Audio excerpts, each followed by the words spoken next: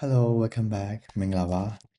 ဒီနေ့ video မှာကျွန်တော် sharing လုပ်ပေးချင်တာကတော့ anti-gravity CLI ဆိုတဲ့ application လေးတစ်ခုဖြစ်ပါတယ်ဒါကတော့ Google ကလောလောလတ်မှာ announce လုပ်ထားတဲ့ CLI tools ပါဆိုတော့ cloud code တို့ပါလို့မျိုးပဲသူက terminal မှာ run တဲ့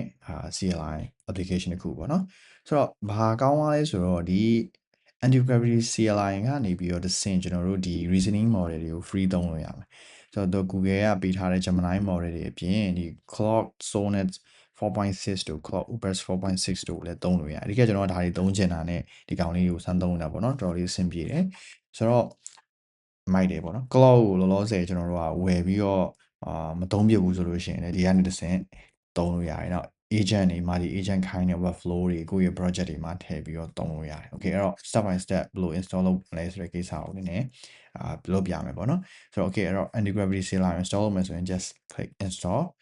ဒီမှာ Mac နဲ့ Linux အတွက်ဆိုရင်ဒီ command ကိုသုံးပြီးတော့ဒီ shell script ကိုသုံးပြီးတော့ကျွန်တော် run လို့ရတယ်နောက် Windows သမားတွေဒီ command ကိုသုံးပေါ့နော် PowerShell သုံးတဲ့လူကဒီ command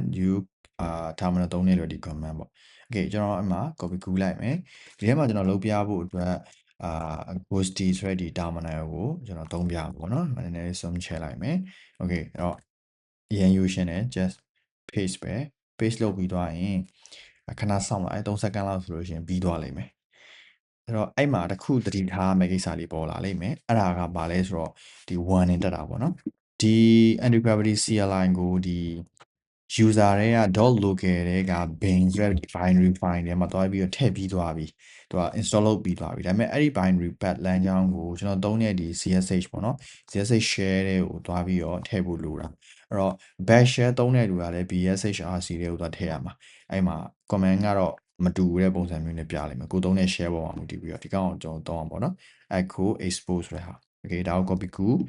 ပြီးရင် run လိုက်အဲ့လို run လိုက်တယ်ဆိုရင်တော့ globally ကြီးညာတယ်လို့ဖြစ်သွားပြီးတော့ AGY ဆိုပြီးတော့ကိုယ့်ရဲ့ terminal ရဲ့ဘယ် folder ပတ်လမ်းကြောင်းမှာပဲဖြစ်ဖြစ် run လို့ရပြီဗျာ AGY လို့ခေါ်ရတဲ့ဒီ anti-gravity ကတက်လာမှာ okay ဆိုတော့ဒီနောက်မှာပါတဲ့ source ဆိုတဲ့ဟာကတရားဒီ share ကို restart လုပ်တဲ့သဘောမျိုးပဲပေါ့နော်အဲ့တော့ဘာမှထပ်ပြီးပိတ်လိုက်ဖွင့်လိုက်တွေလုပ်စရာမလိုတော့ okay enter ခောက်လိုက်မယ်ဒါဆိုပြီးသွားပြီပြီးတော့ဒီ file ဒီထဲမှာဘာတွေ write လုပ်သွားလဲဆိုတော့ကျွန်တော်တို့စစ်လို့ရတယ် cat နဲ့စစ်လိုက်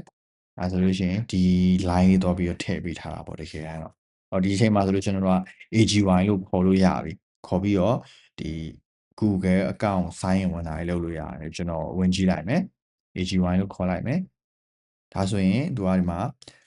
ကိုလိုချင်တဲ့ terminal ရွေးလို့ရမယ်ကျွန်တော်တို့လောလောဆယ်ဒီ terminal ဆိုတဲ့ဟာ default ဟွာလေးကိုပဲသုံးလိုက်မယ်ကိုကြိုက်တဲ့ color ပါညာကိုသုံးလိုက်ပါတော့ color scheme ကိုသုံးလို့ရတယ်ပြီးတော့ရင်ဒါသူ့ရဲ့ terms and condition ကိုကျွန်တော် accept လုပ်ပေးလိုက်မယ်ပြီးရင်login ဝင်လို့ရမယ်ဟာဒီမှာရှိတယ်ပေါ့နော်ဒါပေမဲ့လောလောဆယ်ကျွန်တော်ကရှေ့ဒီမှာမတိုင်ခင်မှာဝင်ထားတဲ့အတွက်ကြောင့်ဒီလိုမျိုးဖြစ်နေတာကျွန်တော် log out လုပ်ပြမယ်ပြီးရင်ပြန်ဝင်ပြမယ်အဲ့တော့စောစောကဒီ color scheme ရွေးပြီးသွားရင်ဒီအဆင့်ကိုရောက်မယ်လုံးဝ firstly install လုပ်တဲ့သူတွေကပေါ့နော်ရောက်မယ်ရောက်တဲ့ခါကျရင်နှစ်မျိုးရွေးလို့ရတယ် GCP သုံးတဲ့လူကအောက်ကကိုယ့်ရဲ့ project နဲ့လည်းချိန်လို့ရတယ်ရိုးရိုးတာမန် user တွေက Google OAuth နဲ့ပဲကျွန်တော်တို့သွားမယ်ပေါ့နော် enter ခောက်လိုက်ဒါဆိုရင် account ရွေးခိုင်းလိမ့်မယ် account ရွေးပေးလိုက်ပြီးတော့ sign in ဝင်လိုက်တာနဲ့သူက code တစ်ခုပြန်ပေးမယ်ဒီ code ကိုကျွန်တော် copy ကူးခဲ့ပြီးဒီဘက် terminal ကိုပြန်သွားဒီမှာ authorization code ကိုစောစောကကူးလိုက် authorization code ကိုထည့်ပေးပြီးတော့ enter ခောက်လိုက်ဒါဆိုရင်ကိုယ့်ရဲ့ account နဲ့ချိတ်ဆက်သွားလိမ့်မယ်ဒီနေရာမှာတစ်ခုသတိထားရမှာကကိုယ့်ရဲ့ account မှာဒီ verify နေပါလေဆိုတော့လောက်ထားရမှဒီ anti-gravity ကိုသုံးခိုင်းတာမဟုတ်လို့ရှိရင်တော့သူကသုံးလို့မရပါဘူးစသဖြင့်ပြလိမ့်မယ်အဲ့မှာ verify လုပ်လို့ရဖုန်းနံပါတ်နဲ့ verify နေတဲ့ပုံမျိုးပဲ YouTube မှာလို့ verify လုပ်တဲ့ပုံစံမျိုးပဲ verify လုပ်ပြီးတော့သုံးလို့ရမယ်ဒါဆိုရင်ဒီမှာ default တော့ Gemini model ကိုယူရင်းနေမယ်အဲ့ဒါကိုကျွန်တော်တို့နောက်ထပ်ကျွန်တော်သုံးချင်တဲ့ Claude model တွေကိုပြောင်းလို့ရတယ် Claude ဒီမှာ Sonnet 4.6 Opus 4.6ကိုသုံးလို့ရတယ်အဲ့တော့ကျွန်တော် Sonnet ကိုသုံးမယ်ဒါဆိုစပြီးတော့ကျွန်တော်ခေါ်လို့ရပြီသုံးလို့ရပြီပေါ့နော်ဟိုလက်ရှိလောလက်စာ project တွေမှာချိတ်ဆက်ပြီးတော့လည်းသုံးလို့ရမယ်project တွေဆောက်ပြီးတော့လည်းသုံးလို့ရမှာပေါ့နော်ဒါကတော့ coding agent အနေနဲ့လုပ်တာဒီမှာကိုသုံးလာတာကြာလာပြီဆိုလို့ရှိရင်ကိုဒါဂျန်သေးလားဆိုတော့တီးဖို့အတွက်ဒါ/usage ဆိုပြီးတော့ရိုက်ထည့်လိုက်ဒါဆိုရင်သူ့ရဲ့ဒါဂျန်နေသေးတယ် ဟာတွေကိုတစ်ချက်ပြရတယ်ပေါ့နော်ဆိုတော့ဒီမှာဆိုကြံနေသေးတယ်သုံးလို့ရသေးတယ်ဒါဖြည်းဖြည်းချင်းလျော့သွားလိမ့်မယ်ဒီ cloud model တွေက9နာရီကြားတစ်ခါလိုမျိုးလောက်တာဒါပေမဲ့လည်း weekly quota ရှိ limit ရှိပေါ့အဲ့ limit ပြည့်သွားရင်တော့စောင့်ရမှာပေါ့နော်တကယ်လို့ကိုဟာက pro version ပေါ့ AI pro ဟိုဖြစ်တယ်ဆိုလို့ရှိရင်တော့ကိုယ့်ရဲ့ point နေနဲ့ချိန်ပြီးတော့လည်းသုံးလို့ရတယ် okay ဆိုတော့ဒီမှာရတဲ့ comments တွေ /command တွေကတော့အများကြီးပဲဒီမှာရေးလို့ရတယ်နော်ဆိုတော့ဒီပုံစံနဲ့ဆိုရင်ကျွန်တော်တို့ကစပြီးတော့အများကြီးသုံးလို့ရတယ် scale တွေတက်ထပ်ထည့်လို့ရတယ်မှာ scale တွေတက်ထပ်ထည့်လို့ရတယ်အများကြီးချိတ်ဆက်ပြီးတော့လုပ်လို့ရသွားပြီပေါ့အဓိကတော့ကျွန်တော် cloud model တွေကိုသုံးပြတယ်ဒီကနေပြီးချိန်ပြီးတော့ဗောနော် okay ဒါဆိုရပါပြီ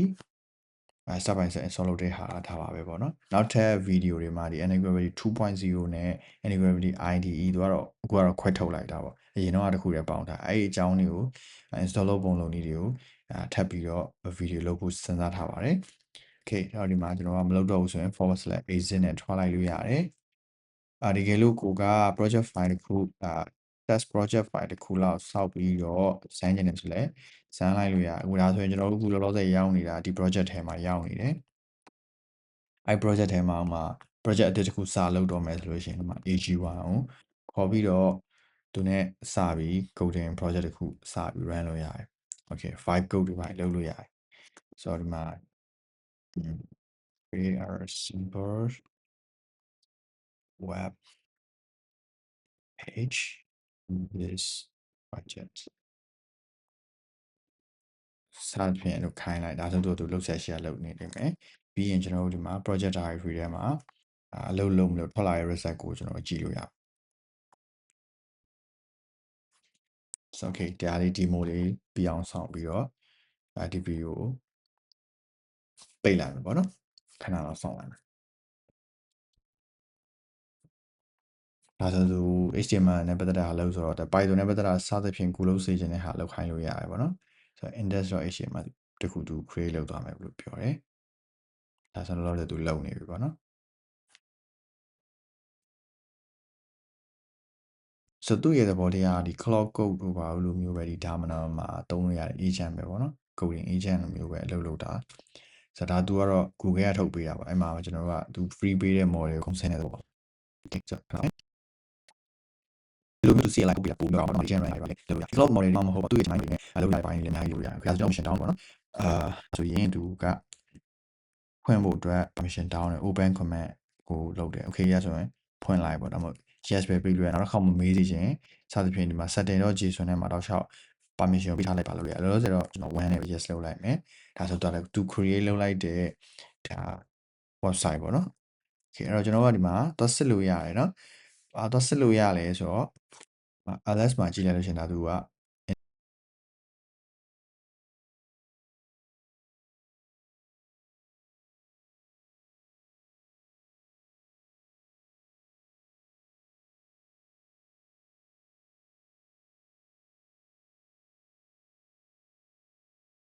index.html file တခု create လုပ်သွားတယ်အဲ့ဒါကိုကျွန်တော်ဒီမှာဖွင့်လိုက်တယ်ဆိုတော့သူလုပ်သွားတဲ့ဟာတွေအကြောင်းကိုပြောပြပါတယ်ဆိုတော့ CSS ဘာညာသုံးထားတယ်စသဖြင့်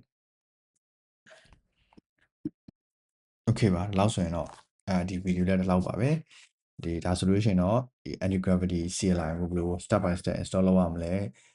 ကိုယ့်ရဲ့ Google account နဲ့ဘယ်လိုချိန်ရမလဲနောက် cloud model တွေကိုဘယ်လို free access လုပ်လို့ရမလဲဆိုတော့ပြောပြသွားတာပဲဖြစ်ပါတယ်ကျေးဇူးအများကြီးတင်ပါတယ် okay ပါ bye bye ပါ